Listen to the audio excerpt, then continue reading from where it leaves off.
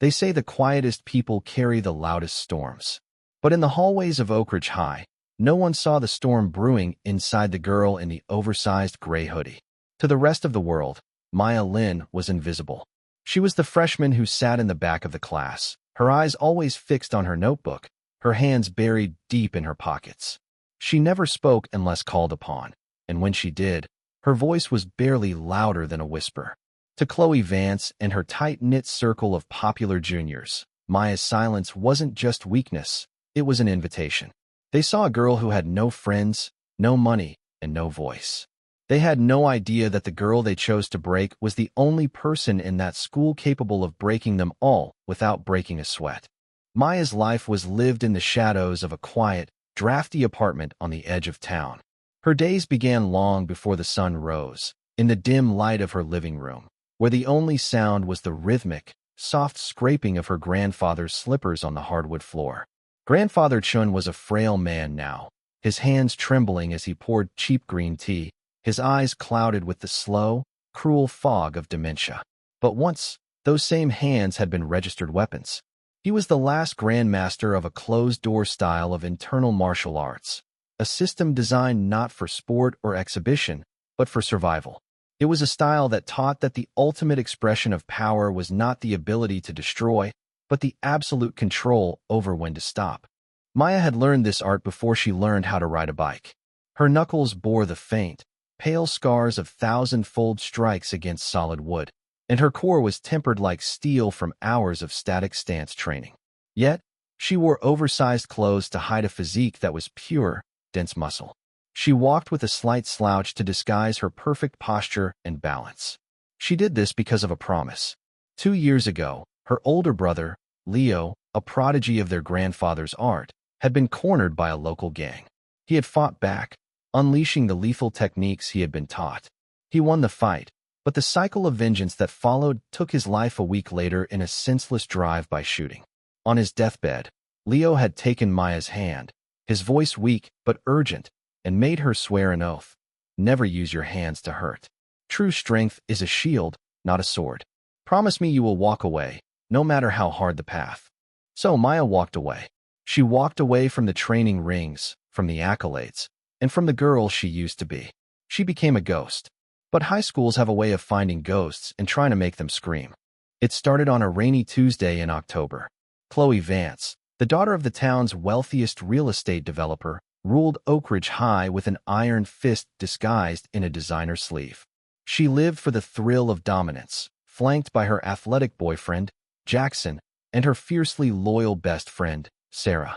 When Chloe tripped over Maya's backpack in the crowded cafeteria, spilling iced coffee all over her pristine white sneakers, the entire room went dead silent. Maya immediately knelt, grabbing a handful of napkins, her heart hammering not against her ribs, but with the steady, measured beat of a trained soldier. She began cleaning the mess, her eyes cast down. Instead of accepting the silent apology, Chloe looked down at the top of Maya's head with pure disgust. She purposely stepped her wet shoe onto Maya's left hand, grinding her soul into Maya's fingers. A collective gasp echoed through the cafeteria. Maya didn't flinch. She didn't cry out. Her hand, conditioned by years of striking iron palm bags, barely registered the pressure, but she allowed her body to tremble slightly to play the part of the victim. She pulled her hand back slowly, keeping her eyes lowered. Chloe laughed, a sharp, ugly sound. She told Maya that from now on, she was her personal shadow. If Maya wanted to survive her freshman year, she would write Chloe's English essays and stay completely out of her sight. Maya quietly agreed, her voice a soft murmur of compliance. To the rest of the school, it was just another day of survival. But for Maya, it was a test of her vow. That night, she stood before the small altar in her living room, looking at the framed photograph of Leo. She touched her bruised hand, feeling the quiet, sleeping dragon beneath her skin. She closed her eyes and whispered her promise to the empty room. She would endure. She had to. As the weeks went on, the torment escalated. Chloe and Jackson found endless amusement in testing Maya's limits. They knocked her books from her arms in the hallway, scribbled cruel insults on her locker, and forced her to do their homework. Maya did it all without a word of protest. Her teachers praised her quiet diligence, entirely blind to the terror she was enduring under their noses. But there was someone else watching Maya. Toby was Chloe's 9-year-old brother, a quiet, non-verbal boy on the autism spectrum who often waited in the school library after hours while Chloe attended cheerleading practice. One afternoon, Toby wandered out of the school and into the nearby park, drawn by a stray dog. He didn't see the heavy delivery truck backing up rapidly into the alleyway. The driver was looking at his phone, completely oblivious to the small boy in the blind spot. Maya, who was walking home, saw it instantly. In a fraction of a second, the quiet, slouching freshman vanished. Maya's movement was explosive, a blur of motion that defied gravity. She covered 30 yards in what seemed like a single heartbeat. With perfect execution, she scooped Toby into her arms, rolled over the asphalt to absorb the impact, and came to a stop in a protective crouch. The truck roared past, missing them by inches. Toby wasn't crying. He was staring at Maya with wide, wondrous eyes. Maya gently brushed the dust off his jacket, smiled warmly, and whispered that he was safe. She escorted him back to the school library, slipped away before anyone could see her, and went home. Toby never told his sister what happened, but he kept a small, folded drawing of a dragon in his pocket, a drawing Maya had given him to calm his nerves. Chloe knew nothing of this. In her eyes, Maya was still just a pathetic target. The breaking point arrived on a freezing Friday afternoon in November. The school was nearly empty, save for a few students staying late for sports and activities. Maya was in the old gymnasium, cleaning up art supplies she had used for a project dedicated to her late brother. A beautiful, intricate watercolor painting of a crane standing peacefully in a turbulent river. Chloe, Jackson, and Sarah walked into the gym, their footsteps echoing off the polished wooden floor. Chloe held a folder containing Maya's latest English essay. Chloe had received a failing grade on it because the teacher recognized Maya's distinct writing style and accused Chloe of plagiarism. Chloe was furious. She didn't blame herself for cheating. She blamed Maya for being too lazy to disguise her writing. Chloe marched up to Maya, her face twisted in rage, and threw the graded essay into Maya's face. The papers scattered across the floor. Maya didn't move. She stood quietly, her hands at her sides. Chloe demanded to know why Maya had ruined her life. Maya calmly replied that she had written the essay exactly as requested, but she couldn't control the teacher's memory. This calm, reasonable response was the worst thing Maya could have said. To a bully, calm is defiance. Chloe took a step forward, her chest heaving. She sneered, calling Maya a worthless nobody whose family probably wished she had never been born. When Maya still didn't react, her eyes remaining steady and filled with a strange, deep pity, Chloe lost all control. The sound of the slap cracked through the empty gymnasium like a gunshot. Maya's head turned slightly with the force of the blow. Her cheek immediately began to flush a deep, angry red. But she didn't fall. She didn't cry. She stood completely still, her feet rooted to the floor like an ancient oak. She slowly turned her head back to face Chloe. In Maya's eyes, there was no fear, no anger, and no pain.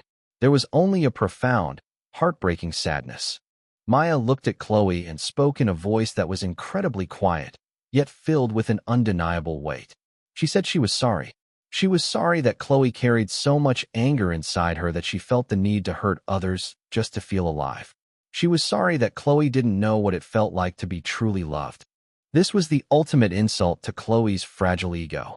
Enraged, Chloe turned to Jackson and told him to teach Maya a lesson she would never forget. Jackson, a 6'2" varsity athlete who weighed nearly 200 pounds, smirked. He stepped forward, cracking his knuckles, thinking this would be the easiest thing he had ever done. He grabbed a heavy, solid wood relay baton from a nearby equipment cart. This was no longer a simple schoolyard fight. It was a dangerous, potentially lethal assault. Sarah, standing in the background, suddenly felt a pit of dread open in her stomach. She told Jackson to stop, saying they had gone too far.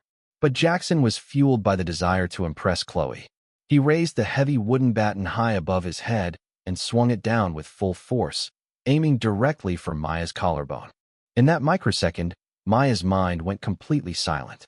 The world slowed to a crawl. She saw the trajectory of the baton, the tension in Jackson's shoulders, the mindless anger in his eyes. She knew that if she let that blow land, it would shatter her bones. She knew that her promise to Leo was to never use her hands to hurt.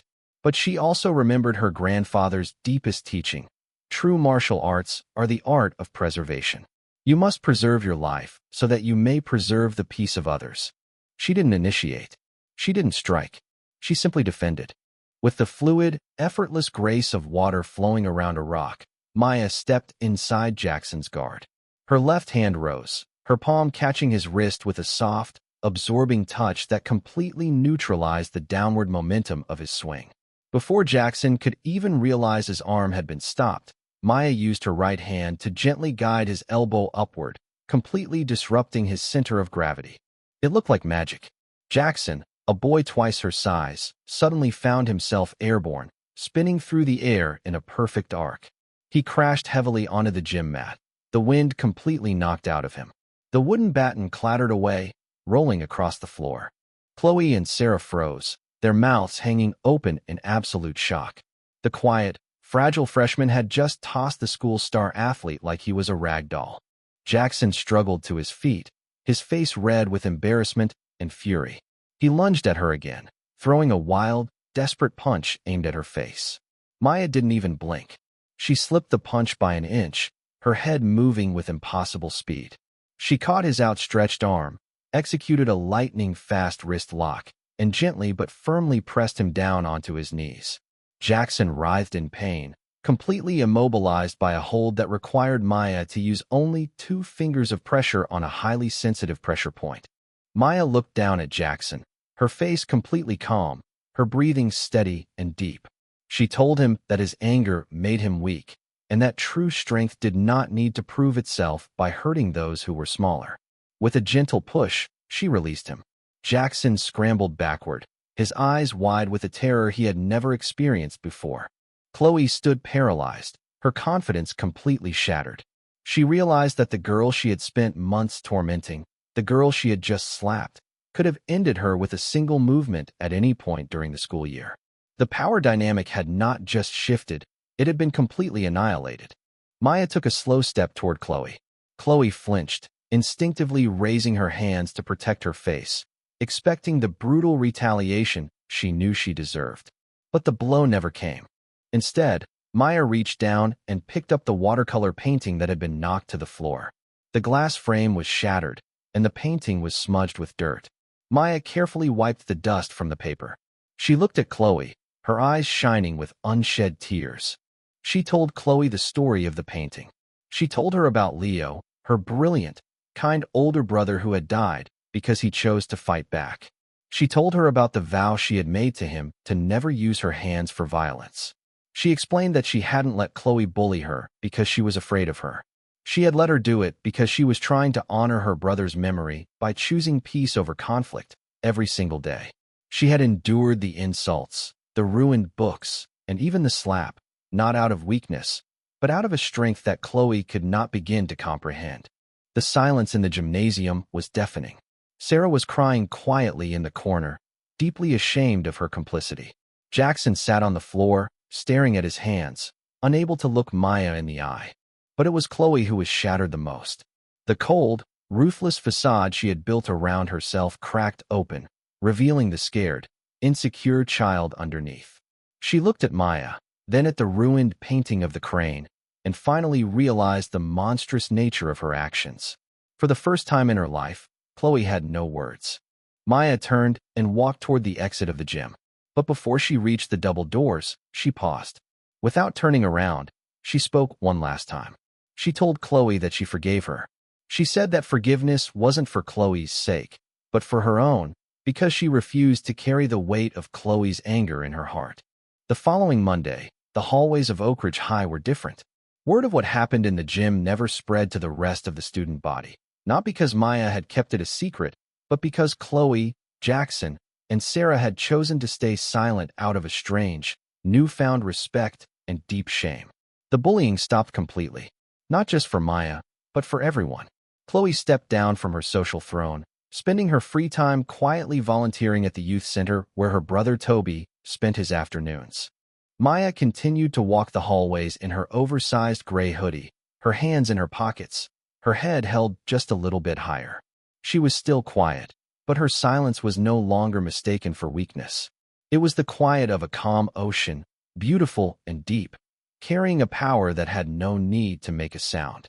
True strength is not measured by how many people we can bring to their knees, but by how many times we can choose peace when we have the power to destroy.